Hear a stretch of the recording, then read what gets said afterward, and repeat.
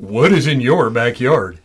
Today on Speaking of Spirits, we're going to be talking about local haunted locations here in Idaho.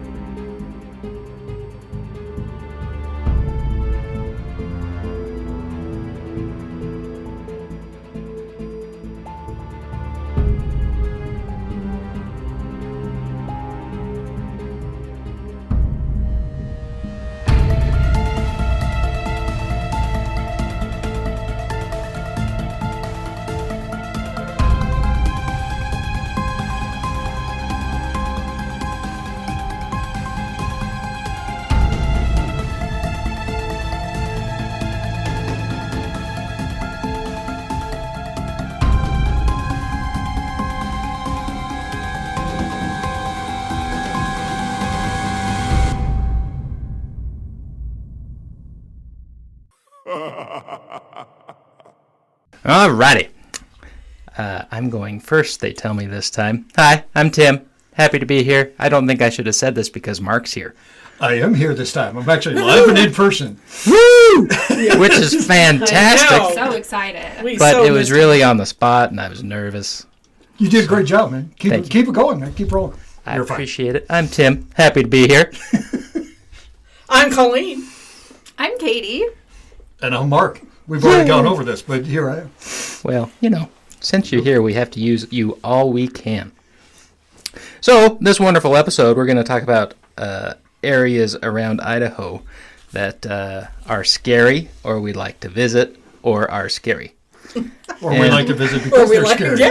That's how it is. And just so y'all know, we started drinking during our podcast. I think they'll be a little bit more entertaining. Yes, we have up the podcast now to include alcohol. So. Yeah, we need to come up with a different name for these types of episodes. I don't know. We're called Speaking of Spirits. It should be Spirits on Spirits, or I don't know. Yes, we need to We're spiriting this tonight. We're drinking spirits. Spirited something. Yeah. So, as I have covered a bunch on this particular microphone, I've recently turned to TikTok, and I have gone down the TikTok rabbit hole. We have noticed this. We do notice. Several times. Anybody that has you on any social has noticed this. Yes, that is correct, and you're welcome.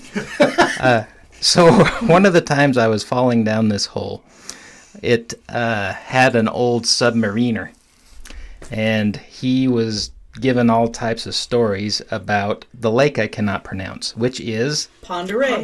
Pend Oreille. And Lake Pend Oreille is a great place.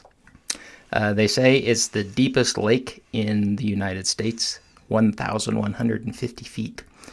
And, spooky. And it is the deepest? I thought Pyramid was the deepest. hold on. Wait a minute. Oh, Maybe we're talking about the wrong lake. No, it could be. No, I'm just curious because Lake Tahoe is... I was going to say Crater Lake. I don't think they've ever found the bottom of it. Well, they haven't in Tahoe either. They figure it's actually lower than Carson Valley floor. Yeah. Oh, spooky. That it goes that far. We need to do spooky lakes, too, while we're on the topic of these scary lakes. It's very deep because don't they have a submarine in there? Yes. Yes. And I think that I'm talking about the wrong lake this whole time. So we're not doing Pend Oreille? So you really should watch submarine races at that lake. But that kind of goes into another subject. So this one is Lake Pend Oreille. That's Pend Oreille. Pend Oreille. See, I can't pronounce it. All right. Give that guy another beer. Now that we have all of this figured out, I can read you this paragraph, and I hope everybody's ready. Okay. Beast-like sightings in Sandpoint's 1,150-foot deep lake have occurred sporadically since the 1940s. The first sighting was allegedly by someone at the Naval, another word, it's a word, Farragut Training Station. Yeah. Let's see. I did that one right. I tried really hard. Good. English and I, we get along. So, basically, the rumor goes that during World War II, there was a huge place where they sent everybody to learn about submarines and radar and how to use it. And it was optimal for that because it was a lake and so they could easily read the sonar. Well, easily. I don't think anyone can easily read the sonar. But it was optimum for them, so they had a base there, and there was like almost 60,000 soldiers during World War II. Sailors. Sailors! I'm sorry. I'm so sorry. Just saying. It's my fault. And for the record, Maybe he does need another beer. my best friend Matt, he gets really, really mad when I say clips instead of magazines when we're talking about guns. Oh, yes. Oh, Lord. Absolutely. This is just something that Tim says. And I apologize about that. And sailor soldiers. Can you tell we're from Idaho and we've got some military here? That's for sure. Apologize profusely. So, in the 40s, they had lots of people there, lots of submarines, lots of activity. Yes. And they say that the military as a whole just tried to throw this big monster story on the lake so they could distract from some of the newer submarines that were coming out. It's basically what it boiled down to. We trust the military though Yeah. because of the UFO I sighting. was just thinking that this is the same right. government. Right. Intentional misinformation. Yes. So all of that being said, they actually did some investigation on it, and they denied all of that. Of course. Because deny. Yes. Then say whoopsies in a paper a few years later. So, whilst this was all happening, let me get to this other paragraph in this lake that I cannot pronounce. Says, according to Redfern in 1985, a woman named Julie Green and her friends were several hundred feet away when they saw something huge and fantastic. It was large, gray-colored thing which raced across the lake. Maybe a submarine? Maybe. Just saying. Some are gray, except for that red one, seemingly partially above and below the surface of the water. Okay.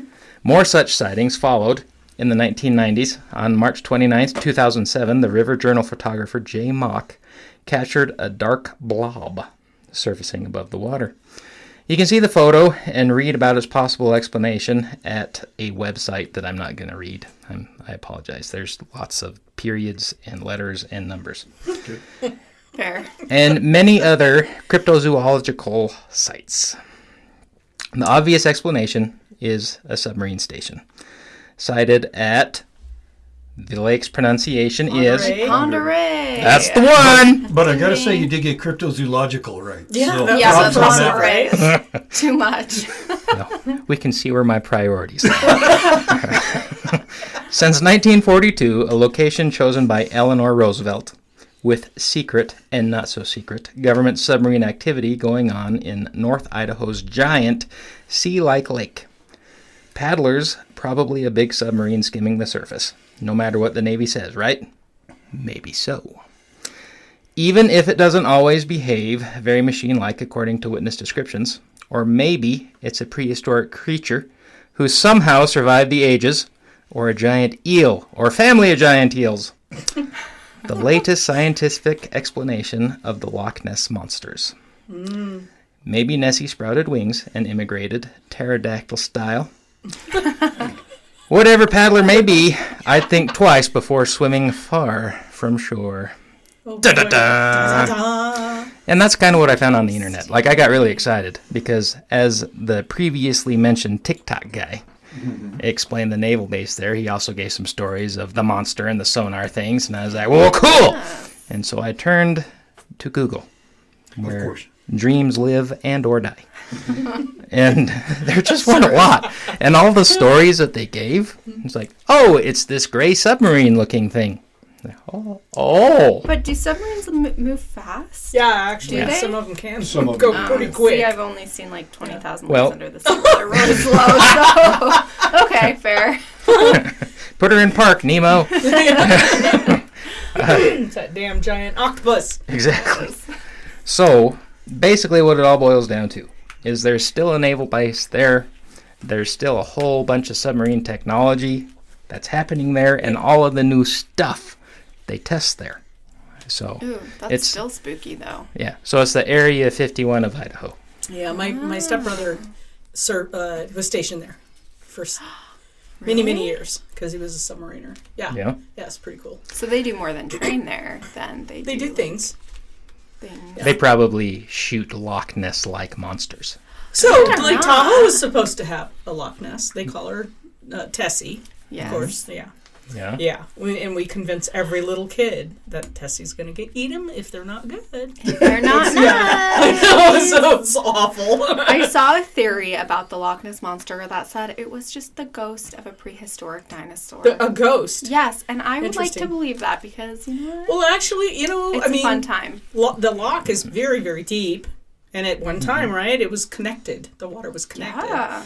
So there's nothing to say that something very large, and we're always discovering new species, didn't come in there and then get trapped as it became disconnected from the ocean as everything happened geologically. So, even as of just a couple of weeks ago, there was yet another sighting, and this one by a scientist. So, Yeah. Ooh. Dun, dun, dun. dun, dun, dun, Yeah. the loch. So, I don't know. So I think that it has a lot to do with deep water. Yes. I, myself, am not a water person. I like swimming as long as I'm able to see the bottom. Yeah, And I like fishing and I like all that stuff. right. But I don't like oceans and I don't like deep water. Yeah. Because I have an imagination. And boy howdy does that thing rev up. Like big time. And I think that I'm not the only one. Oh, yeah. And I think if you put that imagination together with maybe a submarine or big fish, poo-poo Sturgeons ensues. scare me. Oh, Sturgeon terrifying. are terrifying. Have you ever And caught they're a ugly sturgeon? too. God, they're They just are. horrible, huh? Have you ever caught a sturgeon? No, I want to. Yeah, so I did on accident. It's not fun. Oh no, They're I'll bet big. it's not. They're They are real big. big, and they have a lot of teeth. Scary. Uh-huh. Oh, they do? Oh, yeah. So Yeah. I did And it's the a catch and release, at least in Idaho. Right, I Anyway. knew Some that, places you but- can harvest them, I think, in Oregon. But very few places you can harvest Why them. would you want to though? Yeah. That's kind of. It's good eating. Is it? Yeah. I didn't know that. Okay. Yeah. never had it. I just know they're big and ugly. I know that. Yeah. So I had an ugly stick, just your regular fishing pole, Yeah. and No. not a very heavy test line, and I was for an hour. Probably. Badly And- that thing, yeah. Then I finally did the cardinal sin and just cut the line because, Ooh. What are you Yeah. going to do? what do you do? Shit. It was good times. What's your space? There, Katie. She's like all flushed and rosy cheeks from her vodka drinks. So what's your haunted space that you're talking about? Location? I have two. I'll start with State Hospital South. Ooh. Yeah, which I feel Is like that the Blackfoot one? Yeah. Yes. I Good feel like choice. we could do a whole. I could probably talk about this for 2 hours because there's so much and it's really interesting. I won't, but We can do an entire series on that. Yeah. I feel like we could. It is so interesting. So, for those that don't know, State Hospital South is a hospital for the mentally ill, and it's also a geriatric psychiatric hospital. Yeah, Psychological. Yes. psychological. One of those things that becomes very hard to pronounce after It's you've the been drinking. P that Fine. sounds like the Y. Yes, it's totally fine. Everything's fine over here. Okay. Opened July 2nd in 1886, which was actually 4 years before statehood. And it was When? called... 1886? Yeah. Wow. Yeah. And it was called the Idaho Insane Asylum at the time. I really hate that. I know. Easier We to have say. a lot of insane asylums, and Yeah. it's so... Yeah, a lot of stigma. What's interesting is that was 4 years before we were a state, though. I That's know. what she Before just said. statehood, yeah. That's, I know. Yeah. That's interesting that it would actually be established at that time. I know, Yeah. right? Or... And I think it was private, and that's why. Okay. You know what I'm saying? Oh, Like it was wasn't called what? just the Idaho Insane Asylum. So but it I think it was- was privately funded, which I is was why gonna say, it could be yeah. built and funded before statehood. Okay, Does that that, make That sense? makes sense. that would explain a lot. Yeah. And so when they first opened, they just took 32 inmates from, in Oregon, Insane Asylum. I hate that term, but that's what it was at the time. Right. And then it eventually was State Hospital South. So in our area, from what I've heard, I'm not from here, but State Hospital South is kind of like the spook lore of like Yep. Blackfoot, you know, It the sure high is. school students and the kids you grow up hearing about State Hospital South. So I found some interesting information. In 1996, a psychology student, Terry Bateman, visited as part of one of her class experiences. And she has some firsthand experience that's very interesting because when we talk about State Hospital South, we hear a lot about inhumane treatment back in the day. They were called, the patients were called inmates back when it first opened. It was really inhumane. A lot of people died there. People didn't have family. But even in 1996, Terry Bateman said that the treatment still wasn't good. I hope I don't get in trouble for like saying these things. It's on the web, right? The interwebs. Mm-hmm. Yeah, and who knows? This could be hearsay too. I don't think it is because it was from a news article. But this student said that they actually decided not to become a psychology major because of the treatment of the patients, even in 1996. They said there was a very large man with a severe mental illness who was violent, which happens. But their treatment was to have him exercise, but because he was violent, they basically had him on a leash and let him run back and forth. And this student witnessed him like ripping a toilet and a sink off the wall and just kind of scary stuff. So even the treatment in 1996 wasn't good. So you can imagine how patients there felt. And then, is it surprising the place is haunted? No, not really. So, but the interesting thing to me is there's actually a forgotten cemetery for State Hospital South. Yeah. You knew that? Oh, yeah. Oh, well, I'm not from Look here, at you so go. this is I know. news to It's me. like I can't say Ponderay, but I knew where the cemetery was. Yeah, I can say cemetery. it's a lot easier. It's like 3 syllables. So there's an article on East Idaho News that Nate Eaton wrote and researched. And on the outskirts of town, down Cromwell Lane, there are nearly 1,000 men, women, and children buried. So for decades, when it became State Hospital South, people could just drop their family members off. It's not like you needed a doctor's, note or whatever to check in. People would just drop their family off and the hospital would take care of them. And most of the time, these people were essentially abandoned, left alone. Most of them died alone. It's terrible. So when they died alone, they were rolled in sheets and buried with simple concrete stones. But over time, vandals, weather, and time left the graves unmarked, except for, I think 10. So you can imagine all of the activity all up in there. So you can still go there because in 2008, a woman that worked for the hospital named Tracy Sessions, she actually did a bunch of fundraising and volunteered her time to take these unmarked graves and actually get headstones for them, find out who was buried there. So she's done a lot of work. Unfortunately, she passed away a couple years ago from cancer, but there's still a lot of unmarked graves because all of the records from back then are written in books that are stored down in the basement. A lot of it's washed away. So there's still unmarked graves there. But hopefully, it'd be interesting to kind of find out more about who's buried there. And yeah, apparently there's a lot of activity there. Go figure. A lot of the ghost stories kind of focus around the tunnels underneath the hospital. I think a lot of that is high school folklore. Right. But I will say, no. Tell me more. No? I couldn't find a lot on the tunnels except people are the tunnels are haunted. And I'm like, no shit, the whole place is probably haunted. But, Yeah, everything there is haunted. yeah. So the tunnels are For no crazy. reason. The tunnels in southeast Idaho are crazy. It seems no matter what the tunnel, it was because of some either really radical racist belief or some sort of bad thing.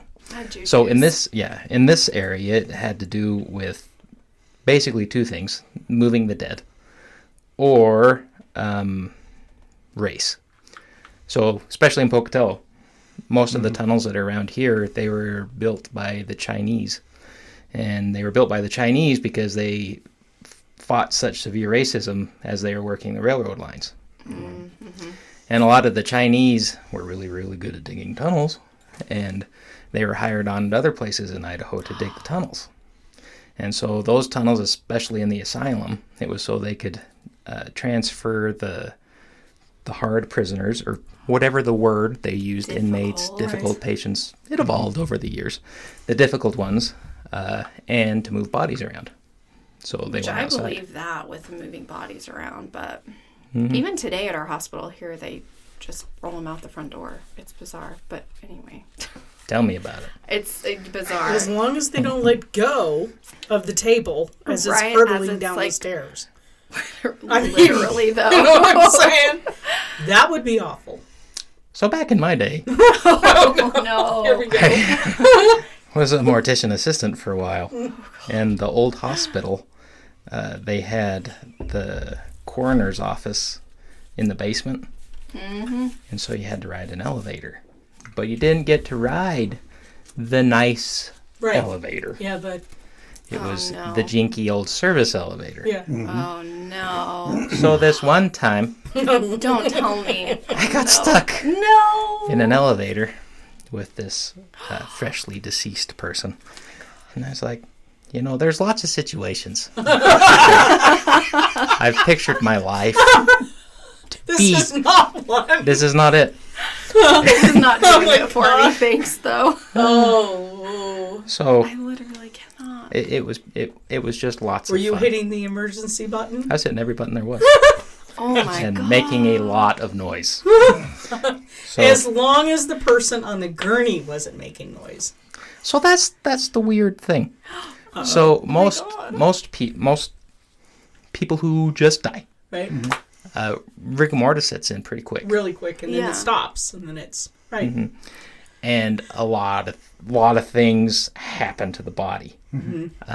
But one that happens a lot, especially soon after, is the rigor mortis Yes. and release of gases. Yes. And Oh no. it's just great. And let's just say, in an elevator with a dead person, and they're doing the things dead people do. Just doing their dead people things. Man, You just God. take me to Yellowstone and let the bears eat me because I just don't want to. You know what I'm saying? see, and that was one of the things that I thought my future would bring. Not being stuck in an elevator with a dead guy doing dead guy things. Can we please make this a trending hashtag? Things dead bodies do. Dead body things, yeah. It was good times. That was awesome. So to wind back to topic, at What was the topic? The graveyard? Blackfoot South in the, The graveyard. graveyard? The That's graveyard? tunnels and the, oh, God. So there's Blackfoot South, and then there's a farmer's field, and then they have another field with graves and things. Oh, so yeah, And then- that's where the cemetery is. Yeah. The hospital cemetery or the regular one? Well, that's up to arguing, but yes. Okay, fair. So, and then right after that, they just finished building the Armed Service Memorial and Burial Ground, I think is the Right. official Yeah, title. yeah. Right. Could be wrong. If Yeah. I'm wrong, I'm sorry.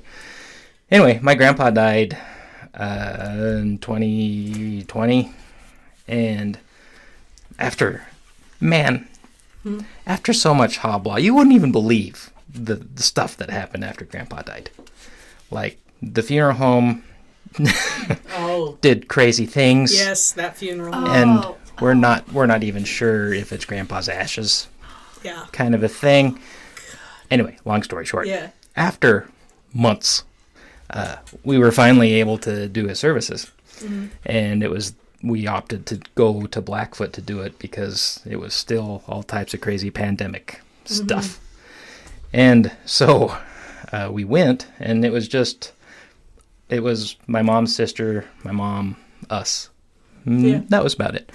But they had a really nice service, and they do for former military. They had the taps. And anyway, so I was sitting there, and as the taps were going, I just kind of scanned. And I'm definitely not a medium, but I feel things.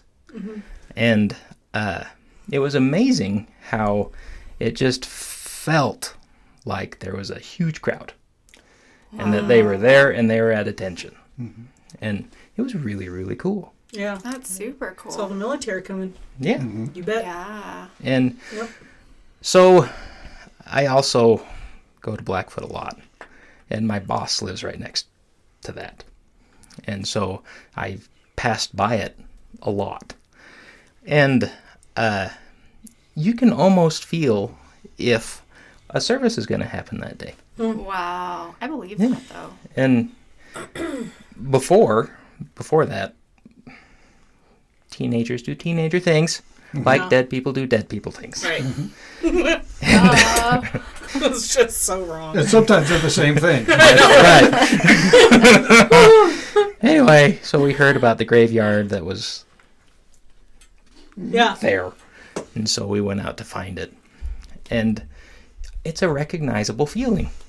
is it? Yeah. I don't get that from I most cemeteries. I don't feel Really? anything because I feel like the last place somebody wants to be is there. back at the graveyard. But I do think there's, especially with something like Blackfoot South. Unmarked. Well, not only graves. that they're unmarked, but they were tormented in life. Yeah, torture. So they may not be able to figure out how to leave. Yeah. But it's Yeah. it's a completely different feeling. Like you have a kind of an unrest, sad, Yeah. almost scary feeling, and then you have that other feeling that I was trying to say, like Yeah. support and people. Yeah. And Wow.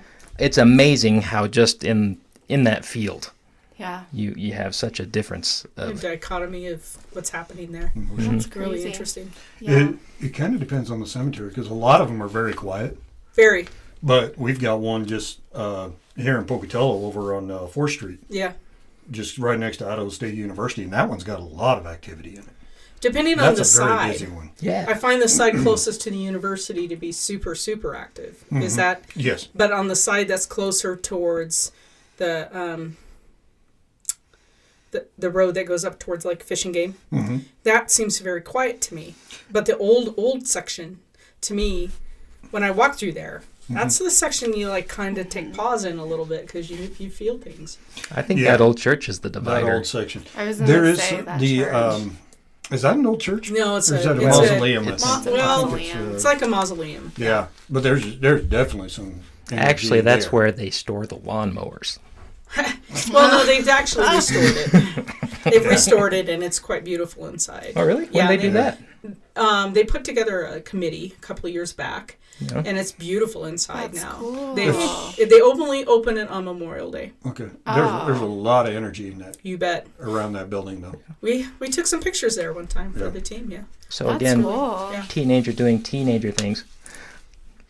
Go look in the windows there and stuff, and there were definitely lawnmowers. So I'm very, very happy to hear that Yeah. That it is no longer a lawnmower shed. Restored. Seriously. Do you have anything more for Blackfoot South? Blackfoot South. Okay, tunnels, experiments. Oh, the only other thing is ghost phones, which Oh. I've personally experienced at State Hospital. So, in all of the rooms where the patients, like their actual rooms, there's phones. The patients are free to use them.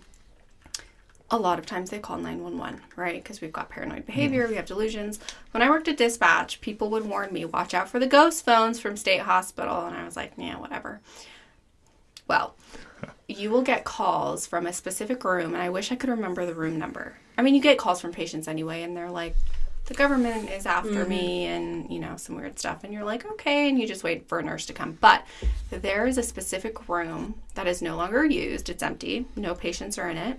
And the phone isn't even in there. It's not connected. It's not plugged in. But when rooms call from State Hospital, you can see a specific number, and you know it's coming from State Hospital. So when numbers call in, if you don't get a response, you have to call back and make sure everything's okay. So you get calls from this room that doesn't have a phone, and it would just be dead silent. You'd be like, what the hell? So you'd have to hang up and call the hospital back. And the hospital would be like, oh, yeah, that's room whatever. There's no phone in there. And we would get calls in the middle of the night from this phone. Why don't they use the room? That I don't know, and I would like to somebody find out keeps calling more. from that room. Because it's already occupied. Yeah. Yeah, because somebody's already there. Yes. sometimes Yes, rooms I don't get- know. Like you notice in a lot of hotels, they don't have a 13th floor. Yeah. Room yeah. 13 doesn't exist. This whole superstition around 13. I know. I wish I had more. If we do more on State Hospital, I want to look more into these because there's so much. But it is a specific room, and I'd like to Interesting. hear the backstory. Yeah. But yeah, ghost phones. It's probably room 13.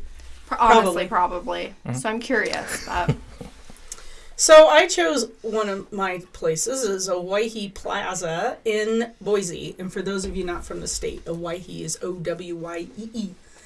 And there's at southwest Idaho's the Owaihi Mountains, and they're beautiful. It's really pretty out there. So Waihi Plaza is a landmark. It was built in 1910. It's very, very noticeable building when you go downtown Boise. Boise is interesting because it's all of a sudden there's like 3 square blocks of high rises, and then it's just kind of an interesting place. So it's kind of a classic architecture. Lots of renovation over the years. They're like constantly renovating it. But when it opened until the 1940s, it was a hotel, and it had a rooftop garden which featured a restaurant and a dance floor that had live music. So it was a real happening place, right? That's cool. Now it's mostly office. There's retail, I think, on the bottom floor, and there's living areas in it. So I guess like Condos, townhomes, kind of things. But it's considered one of the most haunted places in the state. That I didn't know until I started researching it. Past staff and guests have reported full body apparitions all over. One of the most compelling reports comes from a couple who stayed in room number 136. A lady awoke during the night and saw a female spirit standing in the room. She said she was not scared, but she had a sense of calmness come over her. She was watching this apparition. She asked the spirit who she was and what she wanted, but the woman just faded away. Other guests report similar apparitions in various parts of the hotel, and many report the sensation that they're being watched and they hear strange noises. So it's not unusual to hear weird noises in a big building like that, but now it's not a hotel, but the energy has not left. So people are still seeing things. They're still experiencing noises. And so the history is that, like I said, it was built in 1910 by 2 architects. And I won't even try to pronounce their names because I will slaughter them. Really the original plan, We're really in trouble now. Oh boy, Tortelot in Hummel. Anyway, the building's original plan was for 125 rooms in 6 stories, but today it only has 99 rooms. Back in 1910, it had, like I said, the garden area and the rooftop, the restaurant, dance floor, bars. So in 1992, it was purchased, and the whole building was solely used as a hotel, and now it's the business center. So lots of activity. I've actually been there because one of the offices at a company that I work with sometimes, they have offices there. I didn't really feel anything while I was in there that I recall, but I think it's interesting. It's considered one of the most haunted when we have such really, really haunted places in Idaho. Yeah. Blackfoot South, I would think, would be definitely towards the top. And there's also a couple others that do a lot of ghost hunts. The asylums that they do ghost hunts, but they're really expensive. Yeah. And I don't like organized hunts like that. Yeah. I'd rather go as our team, but call it a safari. A safari. A ghost safari. Everybody has to wear camouflage. Yeah. So I love that so much. Did you have one? I don't, but I got a quick story. I'm going to go back to when Tim was talking about learning how to do sonar in a lake. Yeah. Okay. I was in the U.S. Coast Guard stationed on the Point Richmond in Anacortes, Washington. When I was assigned there to work in the engine room. But I was standing at bridge watch one day, and they decided they wanted to have me learn how to do the radar to pinpoint our location. So what we do is we go stick our head in the radar, and we would try to find a spot. And our radar would tell us the distance to the spot. Then we'd go over to the chart, which is a nautical term for a map. And we'd draw a line from there. Okay. And so we would try to find 3 spots on the radar, measure our distance to them, okay, take them over to the chart, draw the lines, and wherever those lines intersected is where we were. Okay. So very first time I tried this, and I'm feeling good, right? I looked in the radar, I found a spot, looked over on the chart. Oh, hey, there's that spot right there. And did it again, and did it the 3rd time, and all 3 lines intersected. And I said, that's where we are. Seaman Matt Cheney was working with me, and he is our quartermaster to watch most of the time. And he looks at, you sure? I said, I'm positive that's where we are. He says, okay, you report it. So I turned to Master Chief, who was commanding the brig at the time, or bridge, and said, Master Brig. Chief, and there's a big, well, might have been the Big- brig, too. Depending on the day and who was there. Yeah. He was commanding the bridge, and so and there's a big ceremony that goes with it. Master Chief, Fireman Scott reporting, blah, blah, blah. And I says, we have our location. He says, I have us located on top of Mount Olympus. Nice. That's And when Master Chief stopped laughing, he's like, you might want to shoot that again. Yeah, give me a minute. The lines intersect. So this is why we learn how to use the sonar in a lake. That is fantastic. That's awesome. Because you can't end up on top of a mountain. There's like boundaries for That you. should probably be a new hashtag, too. So the second one that I kind of looked up, because when we were talking about topics, submarines are cool. So I thought, there has to be really cool topics about INL. There just has to. And for those of you who don't know, INL, back in Cold War days, was number 3 for Russia to hit with a nuclear bomb. Oh, Oh, that's not interesting. terrifying at all. Well, it's Southeast Idaho, nobody would notice. So it's Not much to wipe out. So. That little bar over there in Atomic City right now. Yes. The rest of us wouldn't. I Yeah. would mourn the loss of that at least. I know, right? So anyway, I have been to the site for very, very, very weird reasons that most people don't go to the site for. This one time, I was a truck driver, and I moved food around. And so they have different locations where you have to deliver food. And there's 2 locations that are fairly normal. It's Yeah. weird. Security things, Right. happen. But there's this third one where they made me go. Not so normal. Yeah. In fact, it's very scary. Some of the scariest people that you can run on to the interstate for truck drivers are DOT officers. They're very scary. They usually drive pickup trucks, and they can do whatever they want to you if your driver's license has an orange hue to it. And so the first time I go bebopping in there, there's 3 DOT officers. I'm like, oh, this is fun. And then the DOT officers proceed to do a full-on check with me. And I'm like, oh, this is fun. This got funner. This is real fun. I see why they gave me the new truck and trailer. And so they did their thing. And then I pulled into a bay where I found out there are people scarier than DOT officers. Oh my gosh. Uh-huh. Full-blown military fellas staring at me in the face. Like, you haven't been here before. And it's like, you are correct. How can you tell? So they had all kinds of scanners and beepity-boppity boop things and dogs and Spooky. guns and guns and more guns. And then I saw a few more guns. And they were just doing their thing around my trailer. And then they asked me to get out. And then I got out. And I stood in the corner and they said, don't move out of that corner. And I said, okay. And that's where I stood while they checked everything on the inside of the truck. And then they opened the inside of the trailer, went through it all. And then they gave me a special card with a Geiger counter. That was a nice touch. Yeah. Oh, we love Just to those. help the truck driver out. And they said, you'll follow this SUV, and you will go only where the SUV goes. And I said, yes, that's what I'm doing. That's what I'm doing right now. Oh my god. Followed the SUV, exactly where the SUV went. And then they had a square painted. Well, it's probably more a rectangle if we're going to get real tricky about it. And they said, you will place everything in the rectangle. Then when you are done, you will follow the SUV back out. So you didn't even deliver to any specific spot. You literally There weren't just any dropped it there. buildings.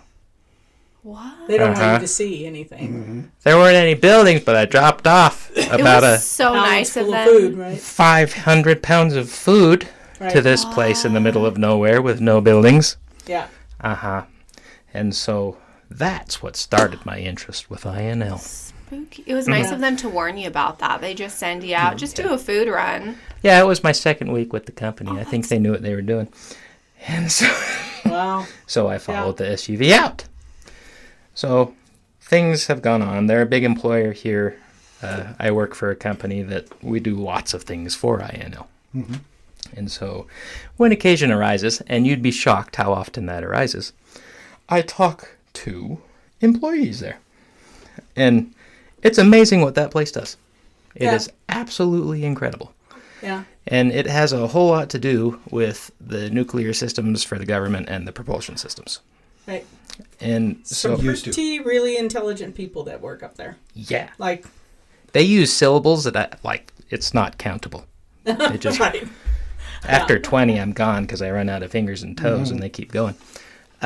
Anyway, so the interest that I had about the lake and that was they did the first nuclear submarine there.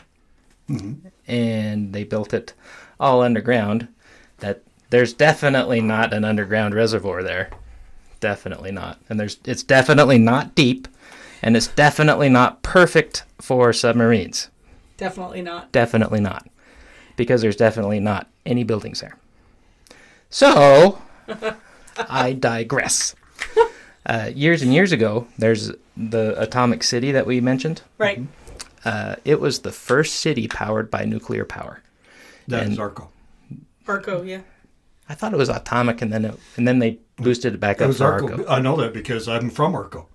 Was it? And that's the only thing that Arco can claim in the world. Is Well, I totally take it all back, and I totally believe Mark. Atomic City has some parts of the submarine there for the playground. Yeah. Right? yeah, Arco Yeah. got an old submarine out there too. Oh, maybe it was Arco. So there's I just remember definitely the not bar, a submarine. And it was a really fuzzy day. There was Go- so much to remember. The bar actually kind of needs a match. It was really gross. I've heard it's. It was really, really, really, really, really, really gross. Really gross. And I've been in some really gross bars because I've been in the Navy. This was the top of the line grossness. But they had good whiskey. And I wasn't driving. So. So I asked all of these smarty pants people Yes. stories, and they said, I can't tell you any. And I said, oh, okay. Secondly, I said, what can you tell me? And they How said, much? not a lot, especially about the submarines that don't exist underneath the desert in Idaho. Especially in a not that. reservoir that doesn't exist. Yeah, that. Right. They said, especially not that. But I can tell you that they have special folks there, and you're going to know the name that I don't know. Yeah. But they look for Indian Oh, archaeologists. artifacts. Yeah. Yeah. And so it's their job to go out in the desert, especially before they definitely don't play in the ground with submarines, Yes. to make sure that There's nothing sacred. Yeah. There's no relics and blah, blah, blah. right, those guys. Yes. Anyway, he said that allegedly a fellow that allegedly doesn't work in one of those submarines, not underneath the desert, Right. that he was pointing out an area to one of those folks. Right. Is it an archaeologist? Is that what it's Archaeologist, called? An archaeologist. I can say that word. Some areas that they were looking, and they had a really cool experience with, I don't know how to say it, with, help me, tribe? That's right, right? Yeah, tribe. Indian tribe? Yes. So he said that they were driving out there, and it looked like there was an old tribe area there. And so they went to look, and when they got there, they thought that they saw an Indian on the mountain. Yeah. Yeah, and it's really cool out there because they have buttes. Oh, yeah. And so it's just flat top buttes, and then it's a desert. Yeah. And so it's fairly easy To see things. See around. Yeah. And he said that it looked just like an Indian. And remember that whole security catastrophe Right. that I was talking about? You would have had to do some things to be able to get in that facility, and I guarantee you would be shot before Yeah. you got to that area. No one's getting in there. No one's getting in there. It's kind of like Area especially not 51 out. with all of the surveillance and the electronics and the pressure sensors and everything else that they have out there. So they were in that area, and they had that experience. Yeah. So, cool. yeah. That's That's way very cool. cool. That being said, that cool experience is fantastic, but I didn't find any other information that I want to find out about INL. Well, there's I bet there's a there's lot a of stuff ton. out there, I think. Yeah. There's now a little bit of explanation going back, and I don't think I'm releasing anything here that isn't. Uh-oh. They're Easily going to show findable. up at Mark's door tonight. Probably I'll do another meeting, but That's that's, it. okay. When we say he's been detained, we mean it. Yeah. Years ago, the site here in southeast Idaho, one of the sections out there was where they did have a mock submarine and aircraft carrier. And that was where they sent people to learn the propulsion systems for these. And it was only one of 2, maybe 3 places that people in the Navy would go to learn the propulsion systems. Interesting. So that's cool. where the Navy presence was out there. Now, the Navy left that area a long time ago, Yeah. or a few years ago. It's kind of weird to So have a they're not Navy left. in the middle of the desert. Yeah, Yes. exactly. Yeah. Officially yes. left. Right. But you used to drive through Idaho Falls, which is the closest major city, about 30 miles away, and from the site.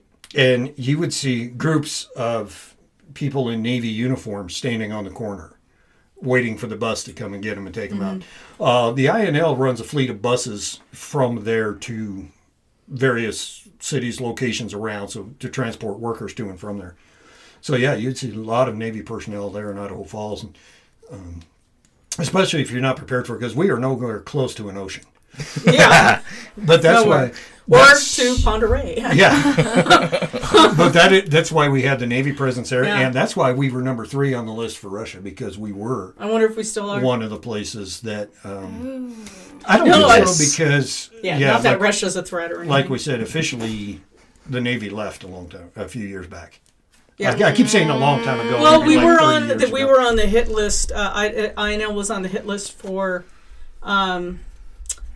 Iraq. Help me out here. The terrorist the terrorist attack groups. Oh, okay. That Which which Al one? Qaeda and stuff. But Al-Qaeda. Al Qaeda, we were number 6 on Al Qaeda's list. Well, INL oh, was. number 6, we can do better. I know. than that. Come on, number Step 6. it We're up. not even trying anymore. I know. Really? Not at all. Yeah, I thought it was interesting that INL was on that list. That's interesting. And people around here don't even know it. They're like, Yeah. oh, I know the power plant out there. Yeah. And Do that's- you know well, that they generate so much electricity that they have to drive it into the ground Yeah, to disperse I it? did know that. Isn't Because that they're insane? only selling it to one company. They could be powering all of That's Idaho, such a basically. waste. It's Oh, they such could a But they probably have powering- they have a contract Mm-hmm. with, I think, Rocky Mountain Power or something like that. And so all of the rest of the energy just gets pushed into the ground. Like Idaho Power can't take it. And the grids don't have enough capacity to take everything they generate, so they just disperse it. They could probably do But- most of the western United States if they. Well, and I wonder what that does. I was just gonna Environmentally. say environmentally, and I bet there's just a lot of weird shit that happens out there. 'cause Well, it's you all know those this three-eyed energy. people you Yes, see? there is. Yeah. Well, yeah, think about the stuff that manifests. Yeah, like not even Blackfoot, the all weird those military areas, we have shit, so just many weird shit. hauntings out there. Well, what is that doing? It's driving it. Exactly. It's like, look at this lovely energy store just Right. floating in the ground. Convenient for us. And I said I was raised out in Arco. And Arco is, well, when they first put the site up there, Atomic City was technically the closest city to the site, but the Atomic City turned out to be like 1 bar and 10 houses. Right. Yeah. At its peak. So, yeah. Yeah. So the closest city was Arco, and when I was raised there, it had a population of about 1,200 people. Wow. And so Arco was the first city they actually lit with the atomic power. And so that was it. But we also had a lot of the security people lived in Arco. Oh. Well, you And so have that. I personally knew a lot of these people. They were great people when I talked to them. But I also knew, I think what they everybody, did. yeah, like when you look at those boundary lines for INL, it's very clear where that demarcation is of where their boundary is, and you better not. It's, There's yeah, it's signage. Spooky. Yeah, Like every there 10 is. foot, there's a sign. even airspace. Yeah, right, it's restricted. Yeah, even airspace. airspace over it is Yeah. seriously restricted. So if you're in a plane, you can't fly a straight line from, say, Arco to Idaho Falls. Right. You have to Go around it. go around. Yeah. Spooky. What is your next location, Katie? I tried to find stuff on the Fort Hall Schoolhouse, Lincoln Creek. Spooky. Gives me the skeevies out there. Anyway.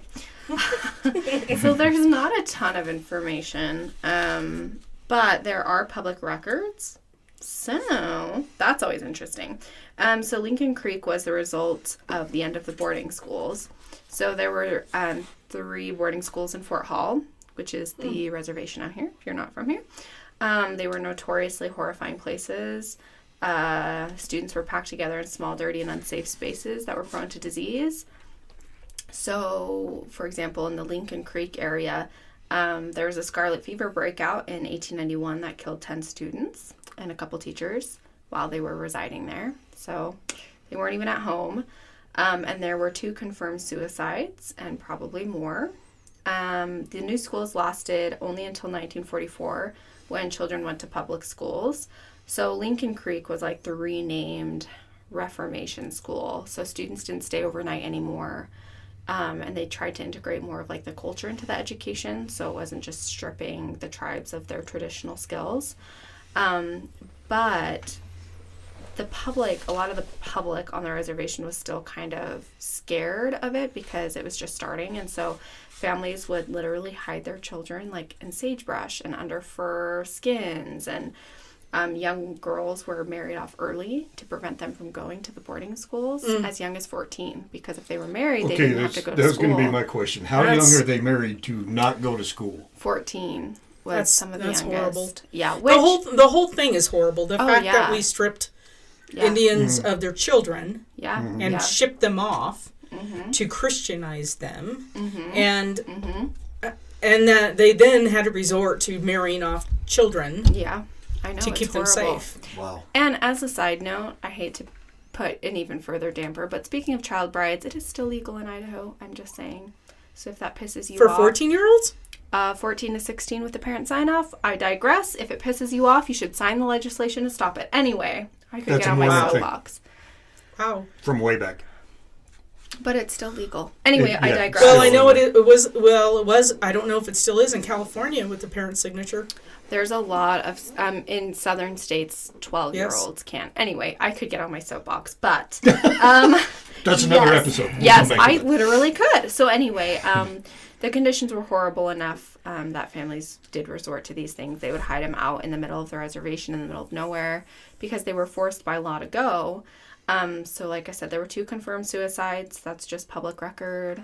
Hearsay says there's a lot more. That all happened in the schoolhouses. And incidentally, Lincoln Creek, so Lincoln Creek is now like a registered historical place, and they're turning it into a community center. So you can look up the packet to apply for the registrar, and you can find lots of this very interesting history. But what's interesting is the 2 other Reformation and boarding schools, what are they called? Ross Creek and Bannock Creek. You can't find anything on. They're completely wiped. They're not even on the Bannock, because I volunteer for the Bannock County for the Historical Society. You can't find anything about them. I wonder if they just don't exist anymore, because I know Russ Fork Creek, and that's real close to the game mine. And I just wonder if maybe the facility just doesn't. Yeah, I think it's the facility. There's flooding that happens out there sometimes. Yeah, but there's still still should be some records, though. You would think there would be records. Or even just something it's very online. interesting. Some mention that this thing was here at this time. Yeah, so it's very interesting. But of course, there's a lot of haunted history. There's a lot of, and there's rumors that like fires burnt the building down and children died inside, and that's hearsay. But there is a lot of like local folklore about how haunted the areas are, and. Yeah. So speaking of tribal offices and buildings out there, the new Fish and Game building, it's not new. It's renovated. It's the old hospital. Oh, shit. Nuh-uh. Yeah. And so, I hear from, because some of the Fish and Game officers and people administration that they're in there, that they hear gurneys rolling. They hear, it's bananas. But the tribes being the tribes, they don't want to let you in to investigate the paranormal because they think it makes it worse. And that's just their belief and their customs. But they are like, yeah, we don't want to be here. Nobody wants to be in that building by themselves. Because they said it's bananas. And it's beautiful restoration they've done. It really is pretty, but it's bananas. I've been in there and I'm like, I keep like, everybody just be quiet for a minute. Shut up. Where is that? It's the old, it's the old Fort Hall Hospital, which is now the new Fish and Game building, administrative building for Fort Hall. I guess I don't know where that is. Yeah. Yeah, I can point it to you on Google Earth. But it's the renovation is just really, they've done a fine job. It's beautiful. I'm very interested to see how Lincoln Creek turns out as a community center. Yeah. But it doesn't surprise me that these other schools are very on the down low if there's a lot of dark history. Yeah. Because they think that ghosts and things are very negative. Right. So I'd be very curious. Down low is one thing, but wiped out is... That's kind of odd, a different isn't level. it? That's what I'm saying. It's very odd. Like, Lincoln Creek is like, as the result of the end of boarding schools. And newspaper articles say that the public was happy about it. And it's like, but they were literally hiding their children in sagebrush. Yeah. And then these other two, and one of them was on the Fort Hall military base. So it's not like, but yeah, I can't find anything anywhere. I will do some digging. I will do some digging. I have contacts. Yes, please do, because I'd be very interested. It'll be interesting. I know there's a lot of spooky stories, and I hear things about activity there, so I'd be very curious. Yeah. So my last place is Idaho State University. So lots of hauntings. Hey, yes, totally. I know you went there. I went there. Yeah. I graduated from that. I probably shouldn't broadcast yes, that. I don't think they want anybody to know that. Fraser Hall. They're building a new building for you, right in the parking lot of the mini dome. In the mini dome. Fraser Hall. Yes, 100%. Entity named Alex haunts Fraser Hall. Yeah, you know where Fraser Hall is. Fraser Hall is spooky. I got my degree in communications. We were headquartered there in Fraser Hall, so I've been in there quite a bit. Yeah. The legend These are my is people. Yes. that years ago, a professor would bring her son Alex to work, and he liked it so much that he kept coming after he died. He likes to play tricks on the living. Public safety officers report Alex opening and shutting doors on them after they have already cleared that area, and footsteps are heard on the 4th floor. Unseen presences don't allow the fact that they are dead to stand in the way of their piano practicing and enjoyment of the theater. Free entertainment. Apparitions of the theater lovers have been known to appear, and they sit in the audience. They enjoy sitting in the top of the theater. The stage area is very active, yes. Most stages are. Yes. Yeah. One evening around midnight, an officer went to Fraser Hall after a 911 call had been made from the building. When he opened the door, he heard a woman scream. He called for backup, but when the officers searched the building, they didn't find anybody. When driving past Fraser Hall in the R1 lot, don't look at the top middle window. There's going to be a woman there. Now I'm going to have to look every time I go by. Yeah, I just got chills. Yeah. Because I spent a long time in there. Oh, yeah. A strong presence is felt in this building. Yeah. Just locked windows have been found open a few minutes later when no one else is in the building. An obliging, friendly entity has been known to open the doors for the living. That's pretty cool. Cute. World War II veterans that used to stay in Gravely Hall came back for a tour. They talked about the old days when they had fun here, and when they entered the 2nd floor, the mood changed, and then they spoke of the deaths that happened there, and they immediately wanted to leave. Doors, footsteps, thumping noises are often heard upstairs on the 2nd floor. But that's not all. The administration building is haunted. The administration building isn't the most haunted building on campus, yet it is still known for hosting ghosts. Well, anybody who's dealt with administration could have told you I that. know, right? While it is unclear how many ghosts supposedly live in the basement, custodians have reported strange noises during the night and doors shutting themselves. There is a ghost of an older gentleman that stays next to the bathrooms outside payroll. He smells of tobacco when he's around. Then we have the Roy Christensen building. It is said that Frank is more of a bystander than an actual threat, but that doesn't mean he isn't there. Over many years, people have seen a figure out of the corner of their eye, yet there has never been another person there. Frank will also allegedly knock utensils, such as knives and ladles. I thought I said ladies. I'm like, why are ladies on the wall? I have another beer. Such as knives and ladles off the wall. Footsteps are heard running down the hall, and slamming doors can be heard. Then there's the Dental Hygiene Science Building. A ghost haunts this building named Francine. She is an older lady who turns equipment on and off and knocks things off the trays.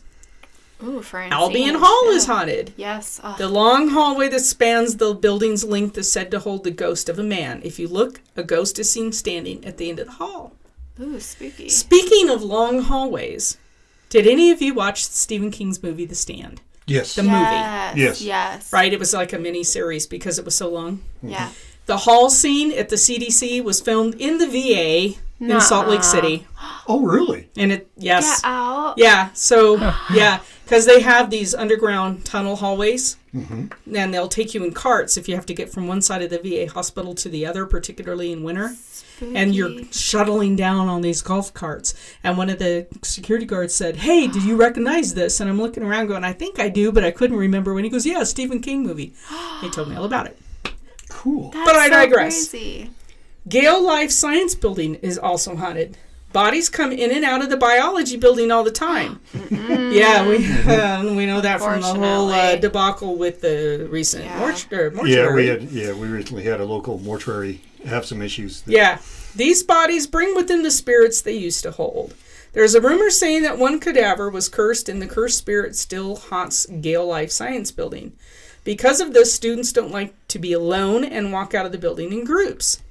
Many noises can be heard in the cadaver lab area. One morning, an officer heard a tink, tink, tink noise come from the cadaver lab when no one else was in the area. That's just dead bodies doing dead people. Dead things. people. Doing good things, right? You would be surprised, really. Doing And dead then, people lastly but not leastly, the Business and Technology Center at ISU. Doors open and close by themselves. Footsteps can be heard in the halls. Once a new officer patrolling the building kept hearing his name being repeated as he made rounds. He thought the other officers were pulling a prank on him. He radioed another officer to ask if he was being pranked, and the other officer was on the west side of the campus, nowhere near the building. Oh, that would creep me out.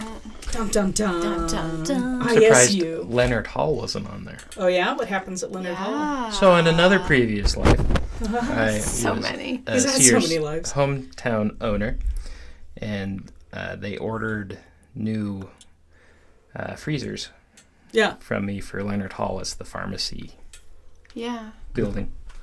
And so it went into the basement. Right. And so went moving and grooving down there to deliver, and nobody was there. Like, nobody. And they just had, I guess, custodian open the door for me. They go there, and he was gone. All right. This is called a clue, man. I know. So I was standing Everyone's there. like, bye. Yeah, and like honestly, he was out, and I had to set up the freezers. So I went about doing the freezer setup thing. Mm-hmm. And remember how I told you I had the guy open everything? Mm-hmm. Everything was opened. I went in and out of the door 6 times, right, to get everything there. Everything's done. Everything's plugged in. I'm ready to go. I go to the door, and I thought I heard a laugh. And I was like, we're in a big building. Mm-hmm. Yeah. Lots of people are supposed to be going to school here. I don't see them. They're not here, but they're supposed to be. And I go to open the door.